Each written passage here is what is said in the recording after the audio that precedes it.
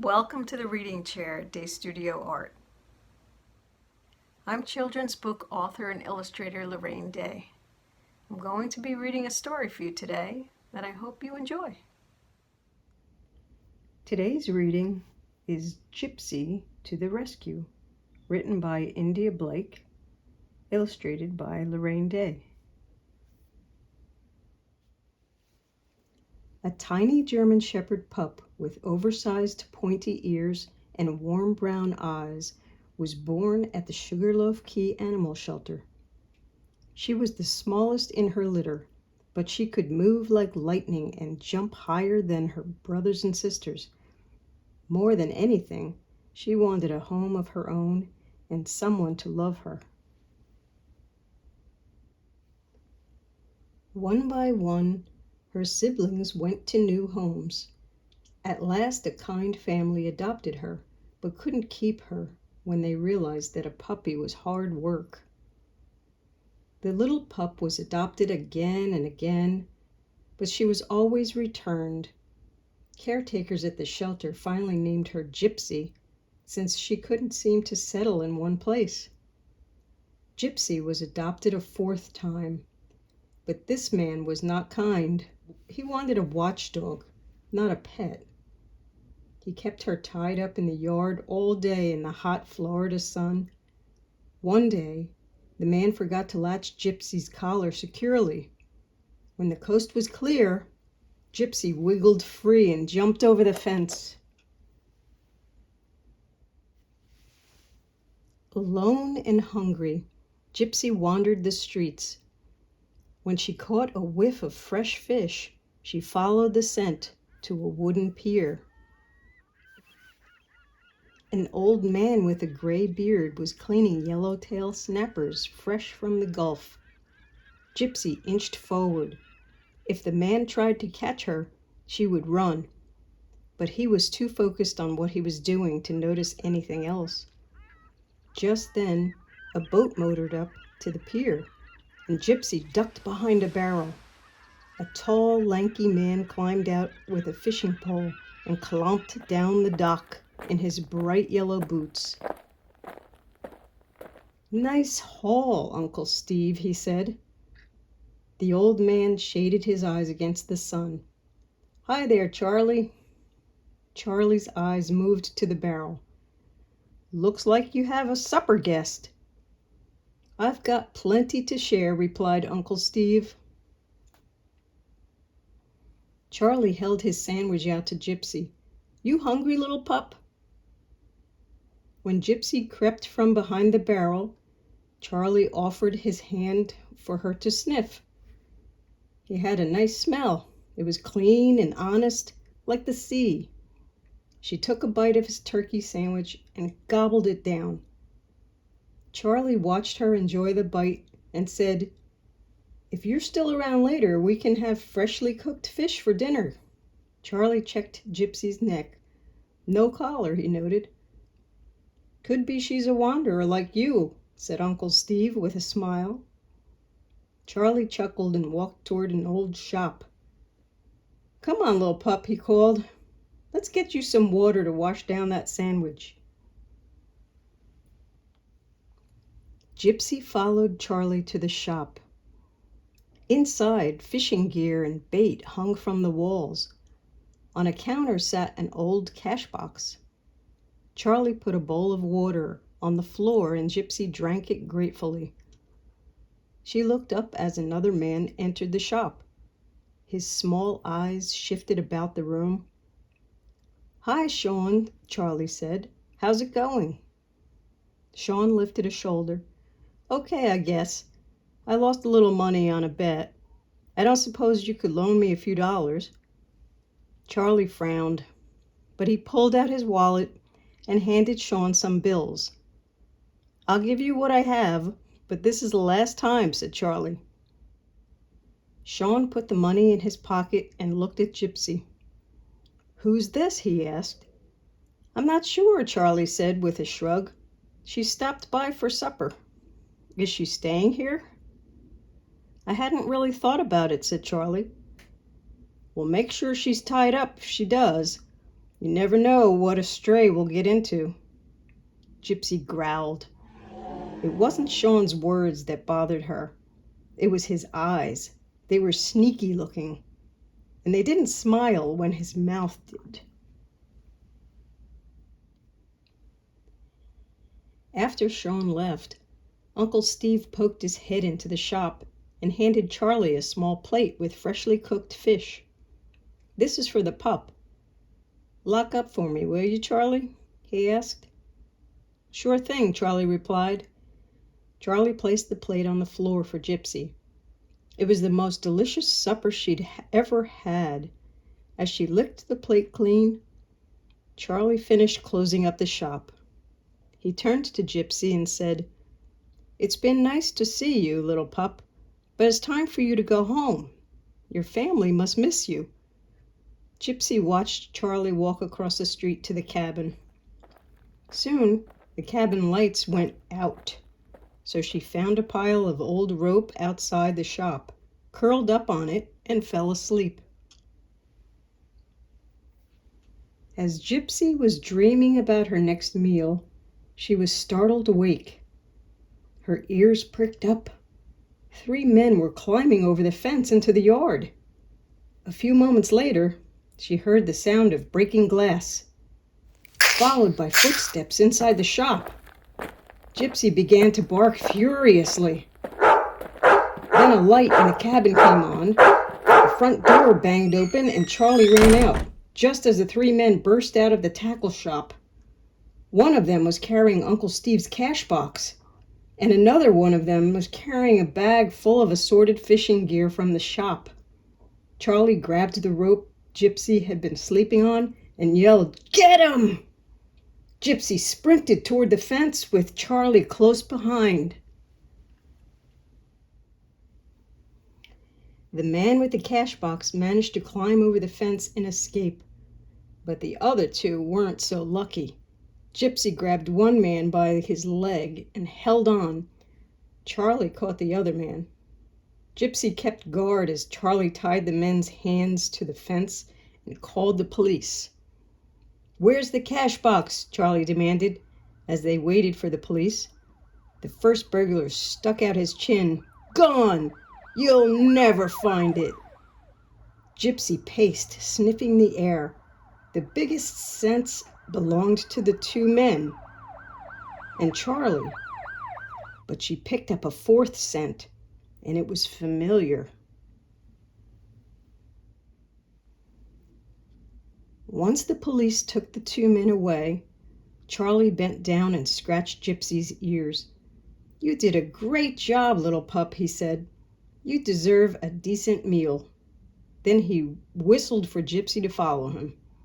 Inside the cabin, a delicious smell of steak and eggs filled the room. Charlie gave Gypsy a big plate of food, and she savored each bite. After they'd eaten, Charlie sat on the sofa with a book. Gypsy lay down next to him and closed her eyes. She wished she could stay there forever.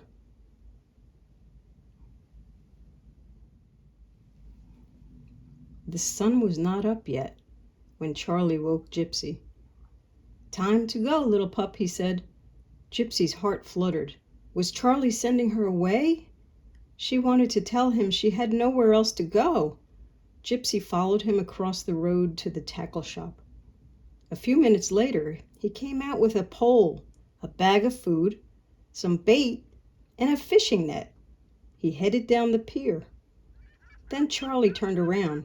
"If you're not going home," he said, "you're welcome to join me." Gypsy happily trotted behind him to a small motorboat. "Little pup," Charlie said, "meet Daydream. She and I have been through a lot together." He patted the bow the way he had patted Gypsy. "Ever been on a boat before?" Gypsy had not, and she had never swum in the ocean either. She whined, frightened by what might lie beneath the water's surface. Charlie's kind eyes showed that he understood. "Don't worry," he said. "You'll be safe with me." Gypsy took a breath and moved to the edge of the pier. Then Charlie scooped her up and gently placed her in the boat. He smoothed her fur until she settled down enough to enjoy the boat's gentle rocking. Charlie started the engine and untied the boat. Soon they were gliding through the water. Charlie piloted his boat, Daydream, to a nearby island where they set anchor. The twisted roots of the mangrove trees spread into the water like the fingers of ancient wizards. Gypsy watched wide-eyed as dolphins and stingrays jumped up from the water and dove down again. "This looks like a good spot," he said. He put bait on his fishing line and cast into the sea. Gypsy stood with her paws over the side of the boat and watched for movement beneath the water. She nudged Charlie's hand when she spotted a fish. "You're the best first mate I've ever had," he said with a smile. "What do you say we explore the island?" he asked. "It's a short swim." By now Gypsy trusted Charlie, so she barked in agreement. As soon as Charlie placed Gypsy in the water, her legs began to paddle. The cool water felt good on a hot day. In no time she was swimming toward shore. "Come on, little pup," Charlie said. Grabbing a mangrove root, he hoisted himself onto the beach. Gypsy climbed ashore and ran to Charlie, shaking water all over him. Charlie laughed and patted her wet fur. After lunch, Charlie suggested they take a short nap. Gypsy laid beside him and watched the passing clouds above until she drifted off to sleep. Suddenly, a scent in the air stirred her awake. It was familiar and unfriendly. The hair on her back stood up. Gypsy followed the scent until a rustling in the underbrush made her stop. A man appeared from the cover of trees. It was Sean, and he was holding the cash box from the tackle shop. Gypsy quietly backed into the shadows to plan her next move. But then Charlie whistled for her. Sean realized he wasn't alone and started running toward his boat, farther down on the beach. With no time to lose, Gypsy barked to tell Charlie where she was. Then she took off after Sean.